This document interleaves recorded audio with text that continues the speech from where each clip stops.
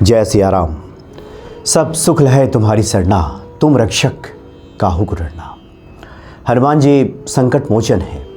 व्यक्ति जब संकटों में घिरता है तो संकट मोचन को याद करता है और हनुमान जी के दर से, उनके चौखट से कभी कोई खाली नहीं लौटता। सकल मनोरथ सिद्ध हो जाता है। श्री हनुमान जी के जो आराध्य देव हैं उनका भी एक संकट मोचन मंत्र है। संकट मोचन तो हनुमान जी को कहा जाता है, लेकिन प्रभु राम का एक संकट मोचन मंत्र है। उस मंत्र का जप करने से और खास करके मानस जप करने से संकटों से मुक्ति मिल जाती है। तमाम तरह के जो जीवन में अवरोध हैं, बाधाएं हैं, कार्य सिद्धि में विलंब हो रहा है, या जो सांसारिक मनुष्य हैं जो सांसारिक दायित्वों का निर्वहन नहीं हो पा रहा है, जैसे शादी ब्याह किसी घर में बड़े मुश्किल से होती हो, बेटे बेटियां विवाह योग्य हो गए हों, आर्थिक अभाव हो, नौकरी चाकरी की दिक्कत हो, तमाम तरह की जो सांसारिक परेशानियां होती हैं, उसमें भी ये मंत्र बहुत शीघ्र काम करता है और नाम ही इसका स्पष्ट है, संकट मोचन मंत्र। ये प्रभु राम का है। राम की सौम्यता, राम की गंभीरता, राम के ओज से हम सभी परिचित हैं। राम का जो स्वभाव है, राम की जो मुखमुद्रा है, उसमें कभी आपको आक्रोश दिखाई नहीं देता। इसलिए सहज ही भक्तों को वो रूप आकर्षित करता है।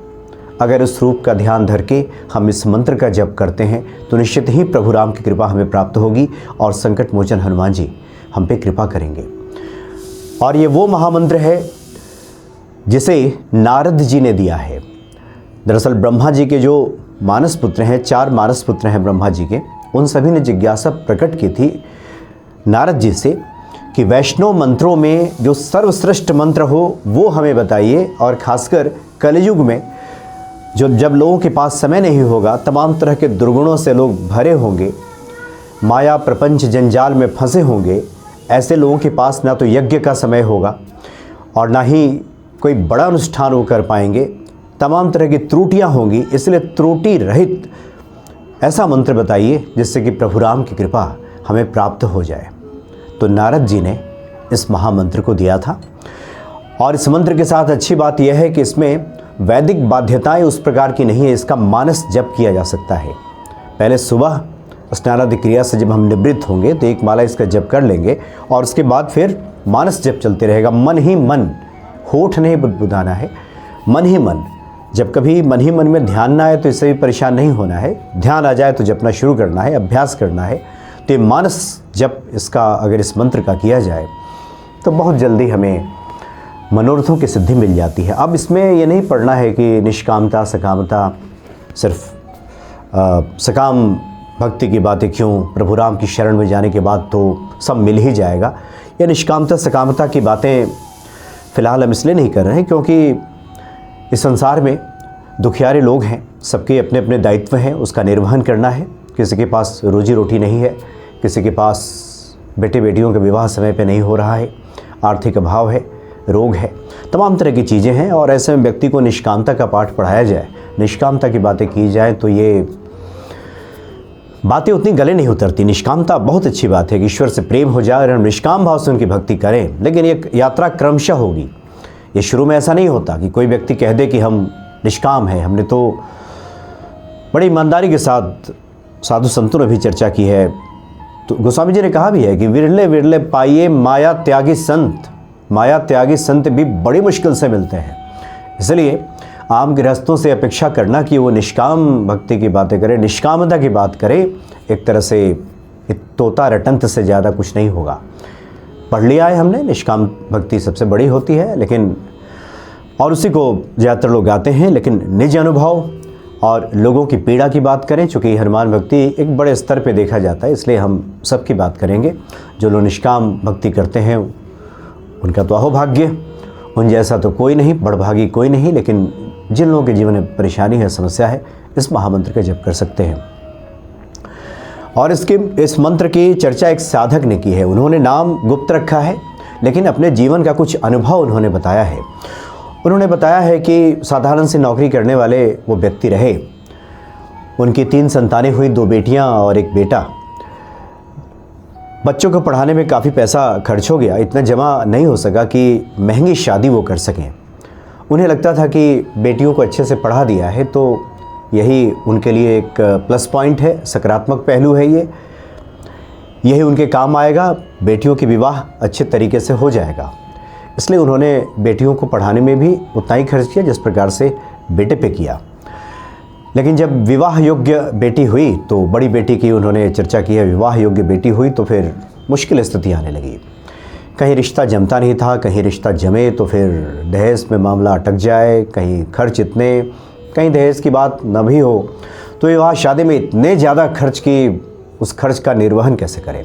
बड़े मुश्किल स्थिति, बहुत परेशान थे। जब व्यक्ति परेशान होता है तो संत महात्माओं को ढूंढता है, ईश्वर के भक्त को ढूंढता है कि कहीं से कुछ रास्ता मिल जाए। तो एक संत उनको मिले और बताया कि देखो मैं एक महामंत्र बता रहा हूँ, और श्रद्धा भाव से उन्होंने कुछ उपाय बताए कि ये करना है। पहले तो इस मंत्र को जब हम शुरू करें जपना किसी भी शुभ दिन से, इसमें सोमवार मंगलवार नहीं, जब व्यक्ति परेशान हो किसी भी दिन से शुरू कर दे, स्नान वगैरह कर ले और राम दरबार का फोटो कम से कम छोटा बड़ा जैसा भी हो घर में स्थापित कर दे, और उसके बाद दीप वगैरह जला ले, जल का पात्र रख ले, और फिर प्रभु राम की जो ये खूबसूरत छवि है वो आँखों में उतारे, एक टक निहारे, और निहारने के बाद हृदय में स्थापित कर ले। जो हम आँखों से देखते हैं धीरे धीरे वो छवि हमारे हृदय में उतर आती है। राम दरबार जहाँ प्रभु राम, लक्ष्मण, भरत, शत्रुघ्न, शिव जी, ब्रह्मा जी, तमाम देवी देवता, श्री हनुमान जी, माता सीता, ये सब लोग जहाँ विराजमान है, राम जी का दरबार है। छवि प्रभु राम का सिंहासन पे बैठे हैं, ये आँखों में उतारिए और हृदय में स्थापित कीजिए। और उसके बाद हनुमान चालीसा का आप पाठ करते हैं, एक पाठ कर लीजिए हनुमान जी का, और उसके बाद एक जो महामंत्र है, राम रामाय नमः, राम रामाय नमः, राम रामाय नमः, रा के ऊपर बिंदी है तो इस तरह से उच्चारण करना है इसका, राम रामाय नमः, राम रामाय नमः। इस तरह का एक माला अगर चंदन की हो, तुलसी की हो तो कर लें, और नहीं तो कोई बात नहीं, हाथ से ही कर लें, कर माला से कर लें, और प्रभु से प्रार्थना करें कि जो भी, और उस तरह से बातें करें प्रभु राम से संबंध जोड़कर, जैसे अपने घर के हम बड़े बुजुर्गों से बातचीत करते हैं, और करके देखिएगा, बड़े बुजुर्गों से जब हम बात करते हैं और दिल का जो दर्द होता है, जो व्यथा होती है, जब हम कहना शुरू करते हैं तो आंखें छलक पड़ती हैं, क्योंकि अपने बड़े बुजुर्गों से व्यक्ति हृदय से बात कहता है तो फिर वो आंखें नम हो जाती हैं। उस प्रकार से रिश्ता जोड़ के प्रभु राम से इस भाव से अगर हम कहना शुरू करेंगे तो आंखें निश्चित ही भर आएंगी, छलछला जाएंगी। इस तरह से प्रभु राम से जो भी कठिनाई हो, वो तो उन्होंने अपना अनुभव लिखा है कि उन्होंने बेटी के विवाह के लिए प्रभु राम से प्रार्थना की। और फिर जो परेशान होता है, जो किसी कठिनाई में होता है, हर घड़ी तो ये ध्यान बना रहता है, तो बेटी के विवाह का ध्यान बना रहा, और मन ही मन, होठ नहीं बुदबुदा रहे, चाहे जो भी कार्य है हमारे हम कर रहे हैं, और अंदर अंदर एक अजपा चल रहा है, राम रामाय नमः, राम रामाय नमः। उनका कहना है कि ज़्यादा दिन नहीं हुआ, बहुत जल्द 15 दिन 20 दिन ऐसा ही कोई समय बीता होगा कि जहाँ पे बातचीत कर रहे थे वो, वहाँ पे रिश्ता पक्का हो गया, बातचीत भी जम गई, और वो लोग भी सज्जन लोग थे, उन लोगों ने कोई खर्च पे ज़्यादा दबाव नहीं बनाया, और जितना कुछ खर्च आ भी रहा था उसकी व्यवस्था भी हो गई। तो उन्होंने कहा है कि उसके बाद इन्होंने जिन जिन को बताया उन लोगों ने इसको जपा अजपा, चूँकि इसमें कोई ज़्यादा नियम की आवश्यकता नहीं है, चलते फिरते इसको जपना है, भीतर ही भीतर ये जप चलता रहेगा। उन्होंने इसको बताया और सबको प्रभु राम की कृपा से उनके मनोरथ सिद्ध हुए। जिसको जो चाहिए सब मिल जाएगा, जो चाहिए वो सब मिल जाएगा, ऐसा ये महामंत्र है। तो इस मंत्र के बारे में जब हमने उनके अनुभव जब जाना तो उसके बाद फिर इसके बारे में और भी विस्तार से हम आगे की कड़ी में बताएंगे कि कैसे जो सनत कुमार हैं, जो ब्रह्मा जी के मानस पुत्र हैं, इन लोगों ने नारद जी के सामने प्रश्न रखा था, और इस तरह से अलग अलग कामनाओं के लिए प्रभु राम का जो ये मंत्र है, जिसको संकट मोचन मंत्र कहते हैं, वो कारगर सिद्ध होता है। तो फिलहाल जो राम रामाय नमः, इसका मानस जप करें। आगे की कड़ी में और विस्तार से हम इस विषय पे बात करेंगे कि क्यों इतना ये प्रभावी हो जाता है? क्या कारण होता है कि प्रभु राम की कृपा इस मंत्र से हमें अतिशीघ्र प्राप्त हो जाती है? जय सिया राम।